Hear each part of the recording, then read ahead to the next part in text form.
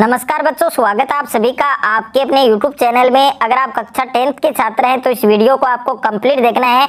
और आज के इस वीडियो में जो चैप्टर नंबर 6 है हमारा जैव प्रक्रम, और इसके 3 पार्ट है वो कंप्लीट आपके अपलोड हो चुके हैं। अगर आपने उन पार्ट को नहीं देखा है तो सबसे पहले आपको उन 3 पार्ट को देखना है और अच्छे से आपको याद करना है। और आज के इस वीडियो में हम चैप्टर नंबर 6 हमारा जैव प्रक्रम, जिसका 4th पार्ट हम इस वीडियो के अंदर पढ़ने वाले हैं। तो ये आपके नोट्स हैं, इनको आप साथ साथ में लिख भी सकते हैं या आप इनको परचेज भी कर सकते हैं। तो इसमें जो सबसे पहले टॉपिक है रक्त दाब यानी ब्लड प्रेशर, और इससे आपके एग्जाम में 101% क्वेश्चन है वो पूछा जाता है। तो सबसे पहले हम बात करेंगे रक्त दाब की, यानी जो ब्लड प्रेशर है उसकी परिभाषा, यानी रक्त दाब क्या होता है। तो रक्त दाब की परिभाषा क्या होती है कि रुधिर वाहिकाओं की भित्ति के विरुद्ध जो दाब उत्पन्न होता है उसे हम क्या कहते हैं, रक्त दाब कहते हैं। यानी रुधिर वाहिकाओं की भित्ति के विरुद्ध जो दाब उत्पन्न होता है, जो प्रेशर उत्पन्न होता है, और उस प्रेशर को, उस दाब को हम क्या कहते हैं, रक्त दाब कहते हैं। और यह दाब शिराओं की अपेक्षा धमनियों में बहुत अधिक होता है। और रक्त दाब का सबसे पहला परीक्षण स्टीफन हेल्स ने किसमें किया था, घोड़ों में किया था।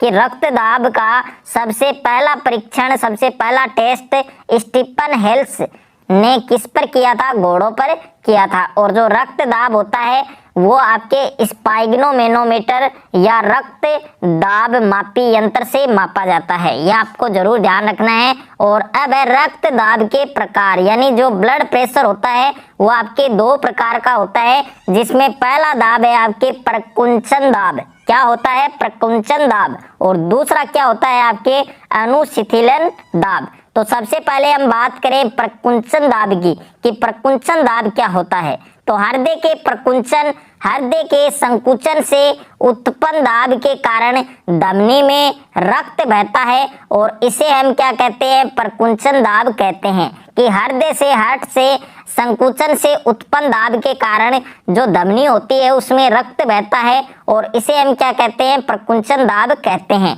और सामान्य प्रकुंचन दाब है वो लगभग कितना होता है, 120 mm पारा माना जाता है। और सेकंड है आपके अनुशिथिलन दाब।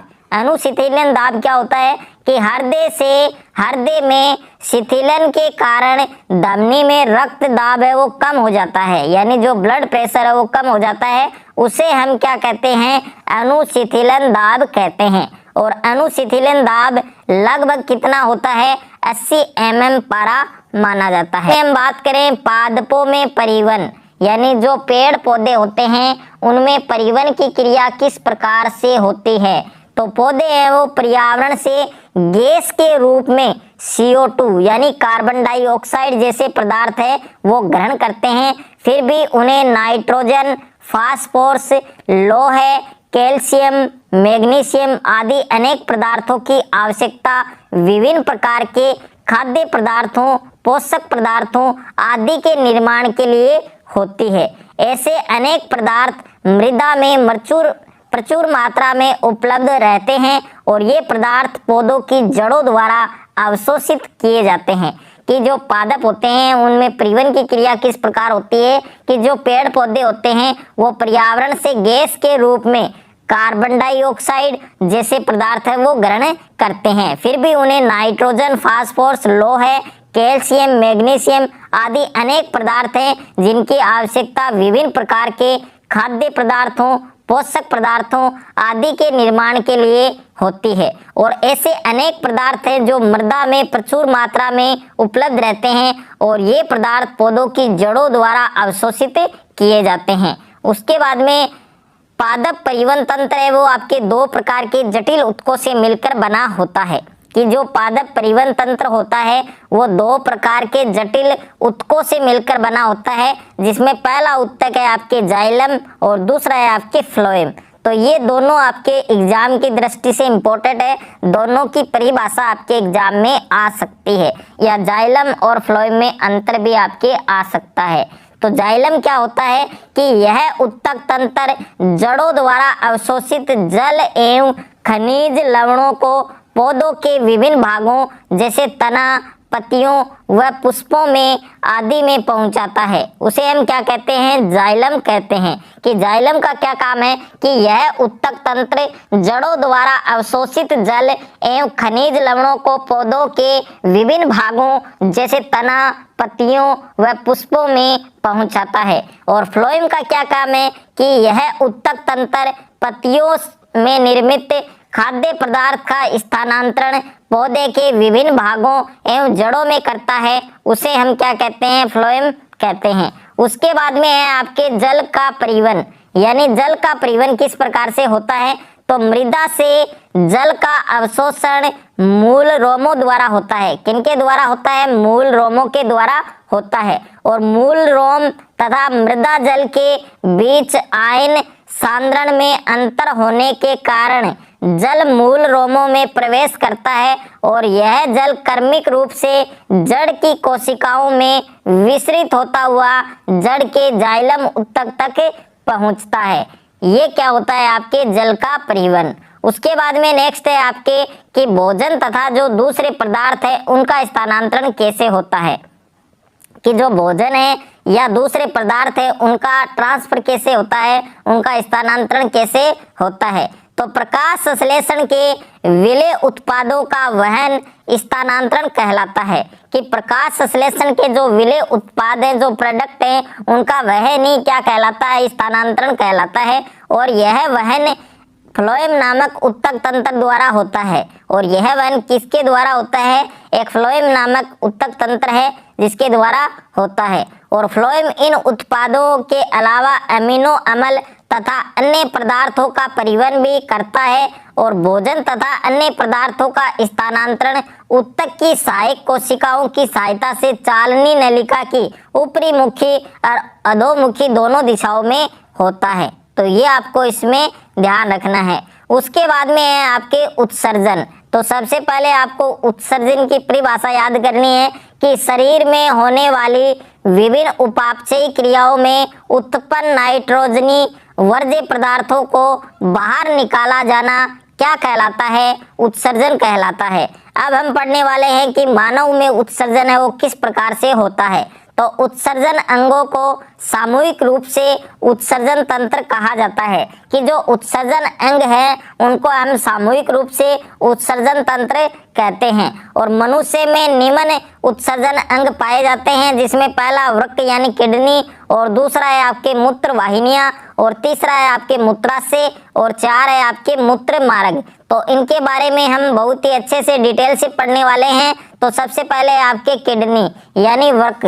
तो मनुष्य में एक जोड़ी वृक्क पाए जाते हैं और यह दोनों वृक्क उदर में कशेरुक दंड के दोनों ओर स्थित होते हैं।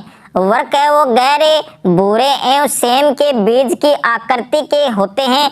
इनका बाहरी भाग उभरा हुआ होता है और भीतरी भाग है वो दबा हुआ होता है, जिनके मध्य में छोटा सा एक गड्ढा होता है। और इस गड्ढे को हम क्या कहते हैं, हाइलम कहते हैं। हाइलम भाग से वृक्क धमनी प्रवेश करती है और वृक्क शिरा एवं मूत्र वाहिनी बाहर निकलती है। अब हम बात करने वाले हैं मूत्र वाहिनियों के बारे में कि मूत्र वाहिनियां क्या होती हैं।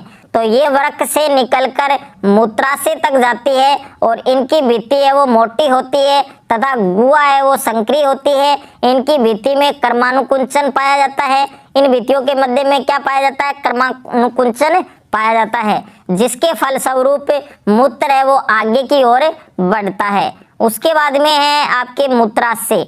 तो यह उदर के पिछले भाग में स्थित होता है। यह उदर के पिछले भाग में स्थित होता है। मूत्राशय में मूत्र वाहिनियां आकर खुलती है। वह इसमें मूत्र को संग्रहित किया जाता है, इकट्ठा किया जाता है, इसलिए इसे मूत्र संचय आशय भी कहा जाता है। उसके बाद में नेक्स्ट है आपके मूत्र मार्ग।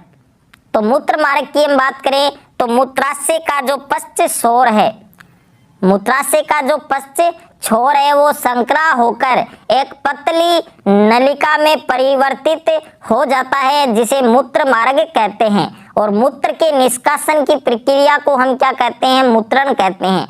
मूत्र के निष्कासन की क्रिया को क्या कहा जाता है, मूत्रण कहा जाता है। और नेक्स्ट है आपके वृक्काणु या नेफ्रॉन। तो वर्ककाणु या नेफ्रॉन के बारे में भी आपके एग्जाम में आ सकता है।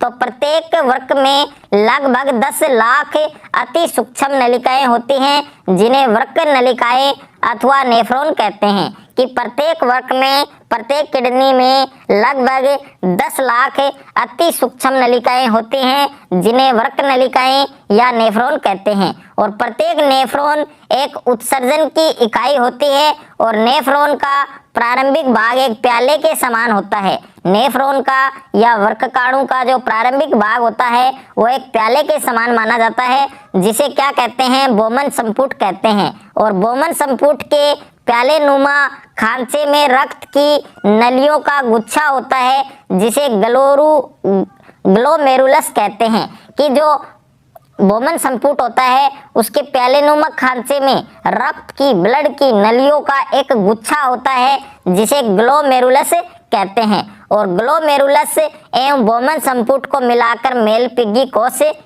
बनता है, मेलपिग्गी कोश कहलाता है। यानी जो ग्लोमेरुलस होता है और जो बोमेन संपुट होता है, अगर उसको मिला देंगे तो मेलपिग्गी कोशिकाएं यहाँ पर बनेंगी। उसके बाद में है आपके कृत्रिम वृक्क या अपोहन। तो कृत्रिम वृक्क या अपोहन की हम बात करें तो उत्तरजीविता के लिए वृक्क जैव अंग है और कई कारक जैसे संक्रमण, आघात या वृक्क में सीमित रुधिर प्रवाह वृक्क की क्रियाशीलता को कम कर देते हैं और यह शरीर में विषैले अपशिष्ट को संचित कराता है जिसे मृत्यु भी हो सकती है। यानी यह शरीर में जो हानिकारक अपशिष्ट हैं उनको संचित कराता है जिसे मृत्यु भी हो सकती है। और एक कृत्रिम वृक्क नाइट्रोजनी अपशिष्ट उत्पादों को रुधिर से अपोहन द्वारा निकालने की एक युक्ति मानी गई है। यानी जो कृत्रिम वृक्क अपोहन होता है वो उत्तरजीविता के लिए एक जैव अंग होता है और कई कारक जैसे संक्रमण, आघात या वृक्क में सीमित रुधिर प्रवाह वृक्क की क्रियाशीलता को क्या कर देते हैं, कम कर देते हैं और यह शरीर में विषैले अपशिष्टों को संचित कराता है जिसे मृत्यु भी हो जाती है। और एक कृत्रिम वृक्क नाइट्रोजनी अपशिष्ट उत्पादों को रुधिर से अपोहन द्वारा निकालने की एक युक्ति मानी गई है। तो इसी के साथ ये जो चैप्टर नंबर 6 है आपके जैव प्रक्रम, ये भी आपके 4 पार्ट में कंप्लीट होता है। और सारे जो पार्ट हैं वो आप देख सकते हैं, उनका लिंक मैं डिस्क्रिप्शन में दे दूंगा। और अगर मेरा ये वीडियो आपको अच्छा लगे तो वीडियो को ज़्यादा से ज़्यादा लाइक करें, दोस्तों के साथ शेयर करें और चैनल पर आप नए हैं तो चैनल को सब्सक्राइब कर लीजिए, साथ में नोटिफिकेशन बेल को प्रेस कर लीजिए ताकि कक्षा 10 से संबंधित कोई भी वीडियो आपसे मिस ना हो।